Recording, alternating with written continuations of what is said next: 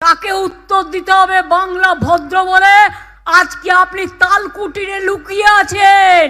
মনে রাখবেন, আমাদের যদি ইচ্ছে থাকতো, আমরা যদি অসৌজন্যতা করতাম, আপনাকে এক পা বেরোতে দিতাম না। আপনার ভাগ্য ভালো যে এত অত্যাচার করার পরেও আপনাকে আমরা আতিথ্যতা দিচ্ছি। এটা আমাদের দুর্বলতা নয়, এটা আমাদের ধর্ম, আমাদের সংস্কৃতি। জিজ্ঞেস করুন তো, 100 দিনের কাজ আপনারা বন্ধ করেছেন। এই প্রোগ্রামটা গান্ধীজির নামে ছিল। তো গান্ধীজির নামে যে প্রোগ্রামটা ছিল,